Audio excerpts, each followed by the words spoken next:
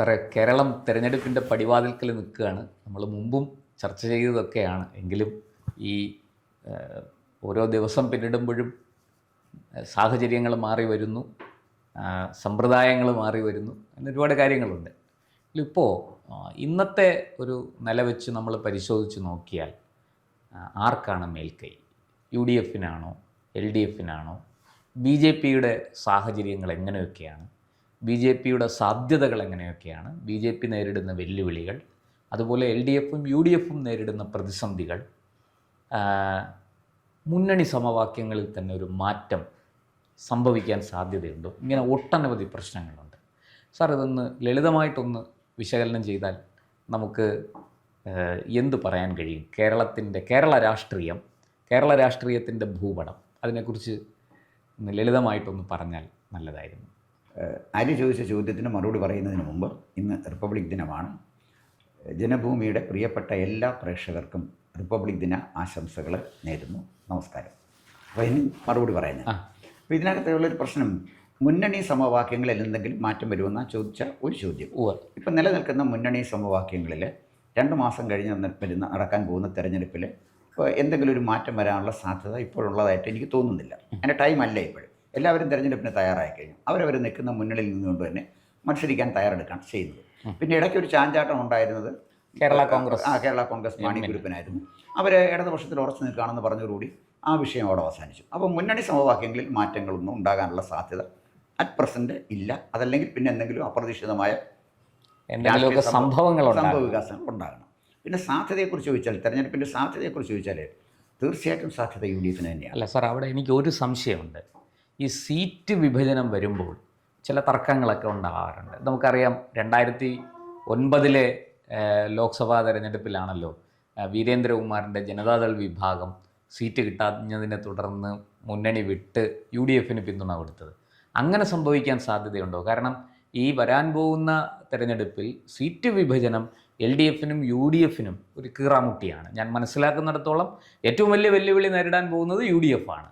അപ്പോൾ അങ്ങനെയൊക്കെ വരുമ്പോൾ ഒരു മുന്നണിക്കുള്ളിൽ പടലപ്പിണക്കം ഉണ്ടാകുകയും മുന്നണി മാറ്റം സാധ്യമാവുകയും ചെയ്യുന്നു. അതിന് വരാൻ സാധ്യതയുള്ളത് പാർട്ടികൾക്ക് സാധ്യതയില്ല. ഒരു പക്ഷേ ചില സ്ഥാനാർത്ഥികൾ, ഇപ്പം തന്നെ സരൻ എന്ന് പറയുന്ന ആള് പിന്നെ പാലക്കാട് തെരഞ്ഞെടുപ്പിൽ പിന്നെ ഇടതുപക്ഷത്തിൻ്റെ സ്ഥാനാർത്ഥി, അങ്ങനെയൊക്കെ ഒരുപക്ഷെ ഒരു സാധ്യത ഉണ്ടാകും എന്നുള്ളതല്ലാതെ ഏതെങ്കിലും ഒരു പാർട്ടി മുന്നണി വിട്ടു പോകാൻ സാധ്യത കുറവാണ്. ഇനിയിപ്പോൾ യു ഡി എഫിൽ എന്ന് പറഞ്ഞാൽ, യു ഡി എഫിൽ കോൺഗ്രസ്സിലെ സ്വാഭാവികമായിട്ട് അവർക്ക് ഒരുപാട് സ്ഥാനാർത്ഥികളുണ്ട്. സ്ഥാനാർത്ഥി മോഹികൾ വളരെ കൂടുതലുണ്ട് താനും. അതെ, ഒരുപക്ഷെ കോൺഗ്രസ്സിനകത്ത് ചിലർ വിമത സ്ഥാനാർത്ഥികളായിട്ട് മത്സരിക്കാനുള്ള സാധ്യത നമുക്ക് തള്ളിക്കളയാൻ പറ്റില്ല. മത്സരിച്ചാലും വലിയ മാറ്റങ്ങളൊന്നും ജനങ്ങളുടെ ട്രെൻഡുമായിട്ട് നോക്കുമ്പോൾ സൃഷ്ടിക്കാൻ സാധ്യത കുറവാണ്. അവർ കൈപ്പത്തി ചിഹ്നത്തിൽ നിൽക്കുന്ന ആളുകൾക്കായിരിക്കും ജനം വോട്ട് ചെയ്യുന്നത്. അതുകൊണ്ട് അതിനുള്ള സാധ്യത കുറവാണ്. അതാണ് നമ്പർ 1. പിന്നെ ഒരു സമ്മർദ്ദ ഗ്രൂപ്പായിട്ട് മാറേണ്ടത് ലീഗാണ്. ലീഗ് ഒരു കാരണവശാലും മുന്നണിയുടെ താല്പര്യങ്ങൾക്ക് വിരുദ്ധമായിട്ട് ഇന്നത്തെ പ്രത്യേക സാഹചര്യത്തിൽ ഒന്നും ചെയ്യില്ല. അവർ സീറ്റ് കൂടുതൽ ചോദിക്കില്ല, ഒന്നും ചെയ്യില്ല. ഉപമുഖ്യമന്ത്രി സ്ഥാനം ചോദിക്കില്ല. കാരണം ഇന്ന് ഭരണം പിടിക്കുക എന്നുള്ളതാണ് അവരുടെ ഏറ്റവും വലിയ അജണ്ട. അതുകൊണ്ട് ലീഗ് വളരെ അച്ചടക്കമുള്ള പാർട്ടിയാണ്, ബുദ്ധിമാന്മാരുടെ പാർട്ടിയാണ്. ഏറ്റവും ബുദ്ധിമാന്മാർ ലീഗ് നേതാക്കന്മാരാണ്. അതെ, അവർക്കറിയാം രാഷ്ട്രീയമായി ഈ ചതുരംഗക്കളിയിൽ എങ്ങനെയാണ് പിന്നെ പിന്നെ പിന്നെ ഏത് കരുവ് ഇറക്കണം, ആരെ വെട്ടണം, കാലാളിനെ വെച്ച് രാജാവിനെ വെട്ടാൻ അവർക്കറിയാമല്ലോ. അതുപോലെ പിന്നെ ആന്റണിയുടെ സമയത്തും കരുണാകരൻ്റെ സമയത്തും ഒക്കെ അവർ തെളിയിച്ചാണ്. അത് പ്രശ്നം എവിടെയെന്ന് വെച്ചാൽ, ലീഗിൻ്റെ ഭാഗത്തു നിന്ന് ഈ തെരഞ്ഞെടുപ്പിൽ യു ഡി എഫിന് അസ്വാരസ്യമുണ്ടാകുന്ന ഒരു തീരുമാനം ഉണ്ടാവില്ല. പിന്നെ അവരുടെ കൂടെ ഉള്ളത് ജോസഫ് ഗ്രൂപ്പ് കേരള കോൺഗ്രസ്സാണ്. അവർ വളരെ ദുർബലരാണ്. അവർ കൊടുക്കുന്ന സീറ്റ് കൊണ്ട് അവർ തൃപ്തരാണ്. എങ്ങനെയെങ്കിലും കോട്ടയത്ത് കുറേ സീറ്റ് അവർക്ക് കൊടുക്കും. അവർ മിക്കവാറൊക്കെ ജയിച്ചു വരികയും ചെയ്യും ഇന്നത്തെ സാഹചര്യത്തിൽ. പിന്നെ അവിടെ ഉള്ളത് RSP ആണ്. RSP കൊല്ലത്ത് മാത്രമുള്ള ഒരു പാർട്ടിയാണ്. ചവറ മുതൽ ചവറ വരെയാണ്. അവർക്ക് 2-3 സീറ്റ് കൊടുത്താൽ ആ പ്രശ്നം അവിടെ പരിഹരിക്കുന്നേ ഉള്ളൂ. പിന്നെ ആർക്കാണ് സീറ്റ് വേണ്ടത്? കൊച്ചു കൊച്ചു പാർട്ടികളല്ലേ ഉള്ളൂ. ചിലപ്പോൾ ഫോർവേഡ് ബ്ലോക്ക് ഒരെണ്ണം ചോദിച്ചാൽ കൊടുക്കും, ഇല്ലെങ്കിൽ ഒരു കോർപ്പറേഷൻ കൊടുക്കും.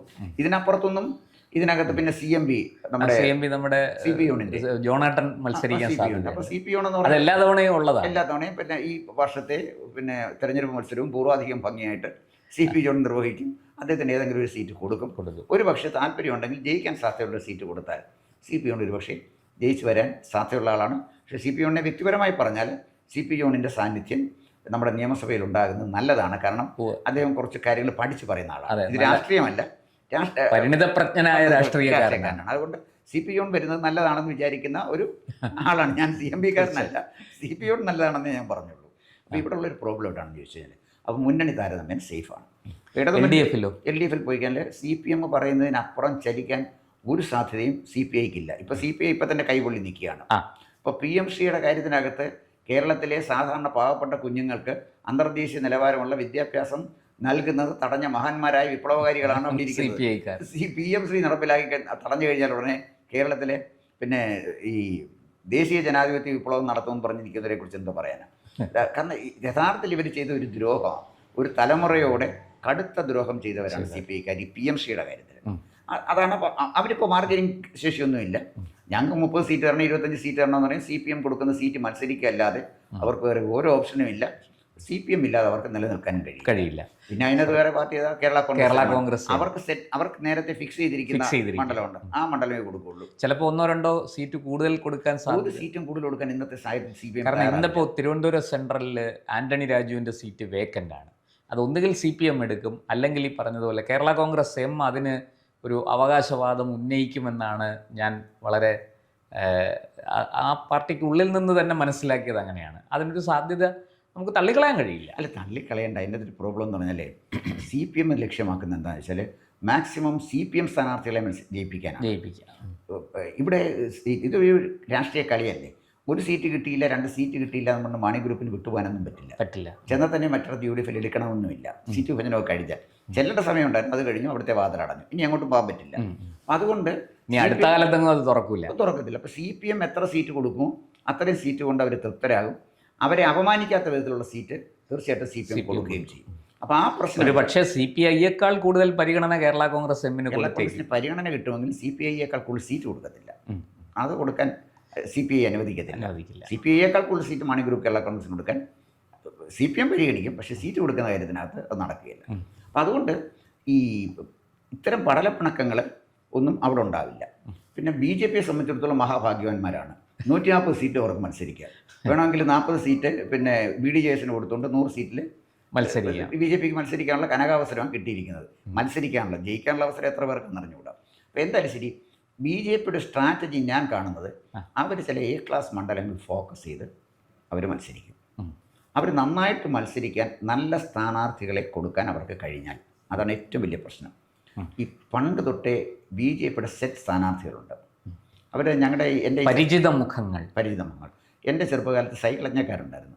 അവർ ഗ്രാമത്തിൽ വന്ന് സൈക്കിളജ്ഞം കഴിഞ്ഞിട്ട് അടുത്ത ഉത്സവ സീസണ് വേറെ ഇടത്തു ഓരോ സീസണിലും അവർ വന്ന് പോയിരിക്കുവാൻ. അപ്പോൾ ഈ പ്രാവശ്യം വരുന്ന സൈക്കിളജ്ഞക്കാരനല്ല അടുത്ത പ്രാവശ്യം വരുന്നത് വേറെ ആളാണ് എന്ന് പറയുന്ന പോലെ ഇവരൊരു മണ്ഡലത്തിൽ നിൽക്കും, മത്സരിക്കും, അവിടെ വോട്ട് പിടിക്കും. പിന്നെ ഈ ആ സ്ഥാനാർത്ഥി പിന്നെ നമ്മൾ കാണത്തേ ഇല്ല, അവർ വേറെ അങ്ങോട്ട് പോകും. അപ്പോൾ ഇങ്ങനെ ഒരു കലാപരിപാടിയാണ് നടത്തിക്കൊണ്ടിരുന്നത്. ഇതുകൊണ്ട് സംഭവിച്ചെന്താണെന്ന് ചോദിച്ചാൽ, BJPയിൽ ഇപ്പോൾ ഉള്ള നേതാക്കന്മാരിൽ വോട്ട് സമാഹരിക്കാൻ കഴിയുന്ന നേതാക്കന്മാരുടെ എണ്ണം കുറവാണ്. ഇല്ല എന്നല്ല ഞാൻ പറഞ്ഞത്, കുറവാണ്. അപ്പോൾ അതുകൊണ്ട് BJPക്ക് ഇപ്പോൾ ചെയ്യാൻ പറ്റുന്നൊരു കാര്യം, നല്ല പരിചിത മുഖങ്ങളെ, ജനത്തിന് പരിചിത മുഖങ്ങളെ, പാർട്ടിക്കാരല്ല നിർത്തണം. ഇപ്പം തന്നെ ശ്രീലേഖ വട്ടിയൂർക്കാവിൽ മത്സരിച്ചപ്പോഴേ അതിൻ്റെ ഒരു റിഫ്ലക്ഷൻ മുഴുവൻ ശാസ്തമംഗലത്തിൽ അത് ട്രിവാൻഡ്രം മുഴുവൻ ഉണ്ടായി അവർ വന്നപ്പോഴേ. അതുപോലെ നല്ല സ്ഥാനാർത്ഥികളെ ഒക്കെ ഒന്ന് മത്സരിപ്പിക്കാൻ, നല്ലതെന്ന് പറഞ്ഞാൽ ജനങ്ങൾ അംഗീകരിക്കുന്ന, ബഹുമാനിക്കുന്ന ഈ തന്നെയൊക്കെ മത്സരിപ്പിച്ചില്ലേ, അതുപോലെ സ്ഥാനാർത്ഥികളെ മത്സരിപ്പിക്കാൻ BJPക്ക് കഴിഞ്ഞാൽ അതിൻ്റെ ഒരു ഗുണം എന്താണെന്ന് ചോദിച്ചു കഴിഞ്ഞാൽ, ശക്തമായൊരു മത്സരം അവർക്ക് കാഴ്ചവെക്കാൻ പറ്റും. അപ്പോൾ ഇതിനകത്ത് ഒരു ഉദാഹരണം ഞാൻ പറയാം. 2016 തിരഞ്ഞെടുപ്പിൽ അവരെ 8 സ്ഥലത്ത് ജയിച്ചില്ലേ, 8 സ്ഥലത്ത് 2ാം സ്ഥാനത്ത് വന്നില്ലേ. 2016 നിയമസഭാ തെരഞ്ഞെടുപ്പിൽ നേമത്ത് ജയിക്കുകയും പിന്നെ കാസർഗോഡ്, മഞ്ചേശ്വരം, വട്ടിയൂർക്കാവ്, കഴക്കൂട്ടം, ചാത്തന്നൂര് അങ്ങനെ നിരവധി സ്ഥലങ്ങളിൽ 8 സ്ഥലങ്ങളിൽ അവർ 2ാം സ്ഥാനം. ഈ 8 സ്ഥലത്തിൽ പാലക്കാട്. ആ 8 സ്ഥലത്ത് 2ാം സ്ഥാനത്ത് വരുമ്പോഴും ഈ ഡെമോഗ്രഫി ഇതൊക്കെ തന്നെയല്ലായിരുന്നു. ഡെമോഗ്രഫി ഒന്നുമല്ല പ്രശ്നം. അവർ നല്ല സ്ഥാനാർത്ഥികളെ കൊടുത്താൽ അവർക്ക് വോട്ട് കിട്ടും. ഡെമോഗ്രഫി അതിജീവിച്ച് തന്നെ കുറച്ച് സ്ഥലത്ത് അവർക്ക് ജയിക്കാൻ കഴിയും, അവർക്ക് സ്വാധീനമുള്ള മേഖല. അങ്ങനെ അവർക്ക് നല്ല സ്ഥാനാർത്ഥികളെ കൊടുക്കാൻ കഴിഞ്ഞാൽ, നല്ല മത്സരം അവർക്ക് കാഴ്ചവെക്കാൻ കഴിഞ്ഞാൽ, വേണമെങ്കിൽ 5 മുതൽ 10 വരെയോ വളരെ ശക്തമായി പാർട്ടി മെഷീനറി പ്രവർത്തിച്ചാൽ വേണമെങ്കിൽ 15 വരെയോ ആകാം. പക്ഷേ സാധ്യത കുറവാണ്. കാരണം പാർട്ടി സംവിധാനം അത്ര സജീവമായിട്ടുണ്ട് എന്നെനിക്ക് തോന്നുന്നില്ല. അതിൻ്റെ പ്രോബ്ലം എവിടെയാണെന്ന് ചോദിച്ചാൽ, BJPക്ക് ഇവിടെ മത്സരിക്കേണ്ടി വരുന്നത് ഒന്ന് കോൺഗ്രസുമായിട്ടാണ്. കോൺഗ്രസിനകത്ത് നല്ല സ്ഥാനാർത്ഥികളുണ്ട്. അവരെ ജനപ്രിയരായ നേതാക്കന്മാരുണ്ട്, അവരുടെ പിന്നിൽ ഒരു ആൾക്കൂട്ടമുണ്ട്. കേരളത്തിലെ ഡെമോഗ്രഫി, ഏറ്റവും പ്രധാനപ്പെട്ട കാര്യം, കേരളത്തിലെ ഡെമോഗ്രഫി UDF അനുകൂലമാണ്. അതാണ് അതിൻ്റെ കാര്യം. LDF സംബന്ധിച്ചിടത്തോളം അവരുടെ സംഘടനാശേഷി വളരെ സംഘടിതമാണ്, കൃത്യമായി പ്രവർത്തിക്കുന്ന ഒരു പാർട്ടി മിഷനറിയാണ് അവർക്കുള്ളത്. അതുകൊണ്ട് LDF സംബന്ധിച്ചിടത്തോളം അവർക്ക് ആ ഒരു 20% വോട്ട് ഫിക്സഡ് വോട്ടാണ്. അല്ല, BJP ഫിക്സഡ് വോട്ടുണ്ട്. BJP എത്ര കുറഞ്ഞാലും 14% ഉണ്ട്. അതെ അതെ, അങ്ങോട്ടും ഇങ്ങോട്ടും ഒക്കെ മാറിയാലും 14% 2014 മുതൽ. അതെ അതെ അതെ. അപ്പോൾ അതിനേക്കാൾ മോശം ഒരു സാഹചര്യം വരാൻ സാധ്യതയില്ല. 14% വോട്ട് എന്തായാലും BJPക്ക് കിട്ടും. പക്ഷേ BJP ശ്രമിച്ചാൽ നല്ല സ്ഥാനാർത്ഥികളാണെങ്കിൽ ഘട്ടം ഘട്ടമായിട്ട് അവർക്ക് 25% വരെ നേടാനുള്ള അനുകൂലമായ രാഷ്ട്രീയ സാഹചര്യം കേരളത്തിലുണ്ട്. അത് ഫലപ്രദമായി വിനിയോഗിക്കാൻ കഴിയുന്ന നേതാക്കന്മാർ BJPയിൽ ഉണ്ടെങ്കിൽ അവർക്ക് അതിനെ നയിക്കാൻ കഴിഞ്ഞാൽ അതിന് സാധ്യതയുണ്ടെന്ന് മാത്രമാണ് ഞാൻ പറഞ്ഞത്. അപ്പം അങ്ങനെ വരുമ്പോൾ ഈ തെരഞ്ഞെടുപ്പിൽ ശക്തമായൊരു ത്രികോണ മത്സരം BJPക്ക് സൃഷ്ടിക്കാൻ കഴിഞ്ഞാൽ നമ്മൾ വിചാരിക്കുന്നതിൽ നിന്ന് വ്യത്യസ്തമായൊരു തെരഞ്ഞെടുപ്പ് ഫലം ഒരു പക്ഷേ വന്നേക്കാം. എന്തായാലും എൻ്റെ ഒരു നിരീക്ഷണത്തിൽ തീർച്ചയായിട്ടും UDF മേൽക്കൈ കിട്ടുന്നത് എന്ന് തന്നെയാണ് ഞാൻ കരുതുന്നത്. അതിൻ്റെ കാരണം എന്താണെന്ന് വെച്ചാൽ അതിശക്തമായ ഭരണവിരുദ്ധ വികാരം ഇവിടെയുണ്ട്.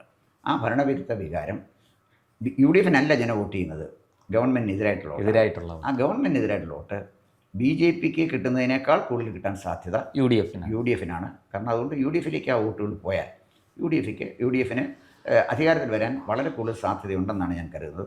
പിന്നെ BJP വളരെ സമർത്ഥന്മാരായി, ഇപ്പം ഞാൻ പറഞ്ഞല്ലോ, പിന്നെ നമ്മുടെ അണ്ണാമലയെ പോലെ, തമിഴ്നാട്ടിലെ അണ്ണാമലയെ പോലെ ഒരു നേതാവിനെ ഇവിടെ കിട്ടിയാൽ BJPക്ക് അത്ഭുതങ്ങൾ സൃഷ്ടിക്കാം, കേരളത്തിൽ അത്ഭുതങ്ങൾ സൃഷ്ടിക്കാം. പക്ഷേ നിർഭാഗ്യവശാൽ ഇവിടെ ഇല്ല, ഒരാളെ കൊണ്ടുവരാൻ കേന്ദ്ര നേതൃത്വത്തിന് കഴിയുന്നില്ല. അതാണ് ഇവിടുത്തെ ഒരു സ്ഥിതി.